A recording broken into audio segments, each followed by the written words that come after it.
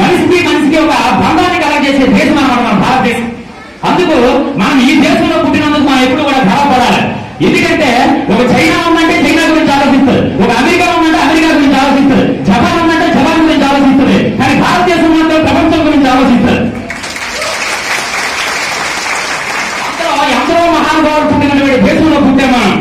అయితే ఇక్కడ ఒక మన దేశం గురించి స్వామి వివేకానంద అనేటువంటి వ్యక్తి ఇరాన్లో ఒక మీటింగ్ మాట్లాడుతూ ఉంటే మన దేశాన్ని ఆహ్వానం చేశారు. మన దేశ ఆడవాళ్ళని ఆహ్వానపరుస్తూ మాట్లాడాడు ఒక ఇరాన్కి చెందినటువంటి ఒక వ్యక్తి.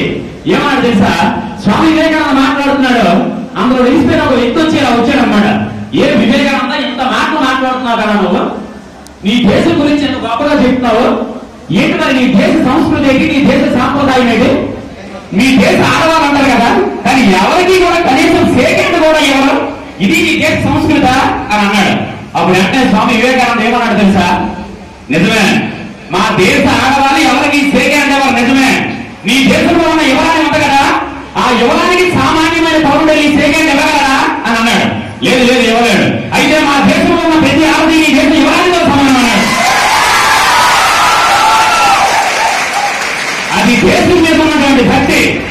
అయితే నీ కాలేజీ మీద ఉన్నటువంటి రెస్పెక్ట్ అనేది నువ్వు తెచ్చేటువంటి రిజల్ట్ మీద ఆధారపడి ఉంటుంది, నువ్వు తెచ్చేటువంటి ఎడ్మిషన్ మీద ఆధారపడి ఉంటుంది, నువ్వు ఇచ్చేటువంటి అవుట్పుట్ మీద ఆధారపడి ఉంటుంది. అర్థమవుతుందా? ప్రతి వ్యక్తి కూడా మాధ్యమం మనం భావించాలి ఏదైనా సరే. అలాంటి మైండ్ సెట్ తో ఉండాలి. ఇప్పుడు కూడా లైఫ్ లో ప్రతి వ్యక్తి ఎలాగోలో బతుకుతాడు. ఎలాగోలో బతకడం కాదు, ఎదుటి వ్యక్తి ఆదర్శంగా తీసుకునే బతకాలి. అది నీ జీవితం అంటే. ప్రతి మనిషికి కూడా ఒక మైండ్ సెట్ ఉండాలి, అది లాజికల్ గా ఉండాలి. ఏదో కష్టపడుతున్నావో కాకుండా ఎలా ఎలా ఎలా ఎలా నా టార్గెట్ ఉండాలి. ఒక వ్యక్తిని గురువుని అడిగాడట, గురువు గారు నాకు ఏ పనిలో